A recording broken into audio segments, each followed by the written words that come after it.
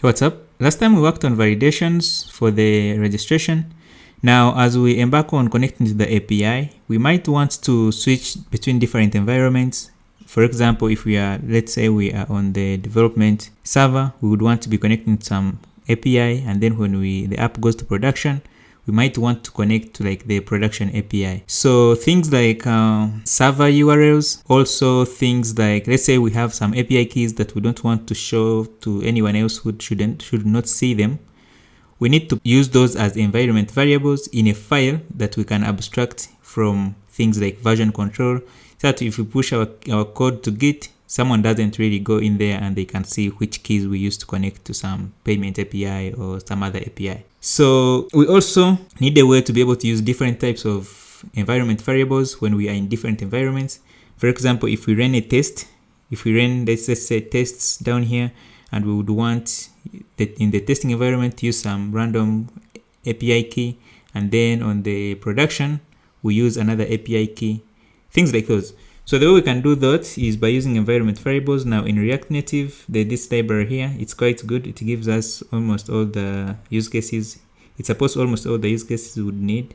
So what we want to do is install it. So I'm gonna copy this and come here and say yarn add reactnative.env. So the next thing we need to do is be able to configure the plugins. So I'm going to copy this plugin section here, and then I'm going to go to my bubble.config.js, so which is right here. Now we already have a preset, the one that React Native is used to run our dev server. We want to bring in the plugins, then save it. So here I only want to keep only two options, but feel free to come over here, look through what these actually mean. But for me, I just want to be able to import reactnative.env like easily. So, and also we can specify where it is. This is actually by default, but let's leave it in there. But now this means that we can import environments from something like import some secret key from @env, which always looks great. Now also you notice that we had created a .env file. So here in the .env, now here we are going to add our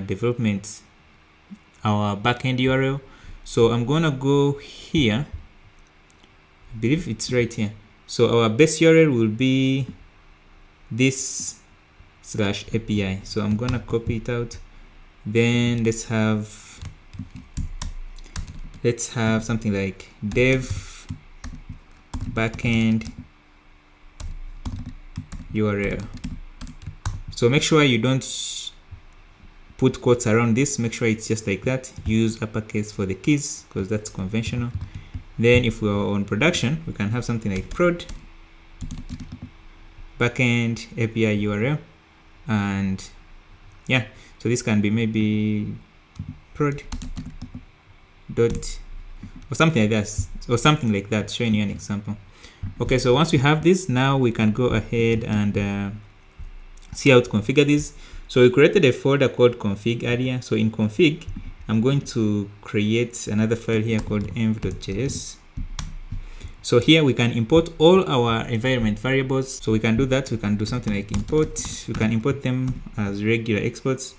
So that's gonna be dev backend URL for now. But if you had more, they will be in there. Then the next one is prod backend URL. Okay. Then we can say something like from. Now remember the alias we set up in the config. So we can do something like @env. Okay. So now in here we can create some different objects for different environments. So let's say we want, when we're in dev, we use some different set of environment variables.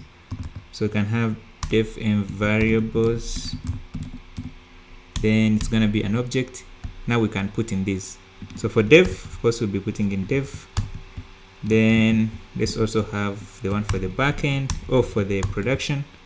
So let's have like prod here. So now this can be like prod. Okay, so with React Native, we have a constant called dev that tells us if we are in the development environment or not. So to use that, I'm going to be exporting these environment variables depending on the value of that dev constant. So the dev constant returns for us true if the app is running on development mode, otherwise it returns for us false. So if you're in development environments, we are going to be using the development environment variables.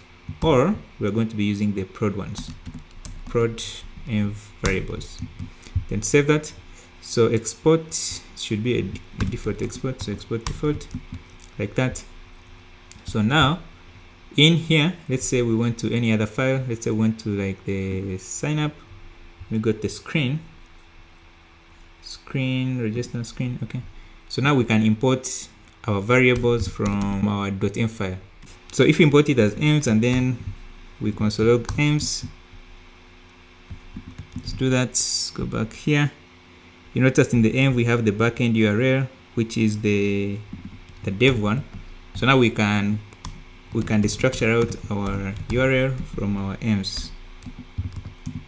Okay, then let's console log it.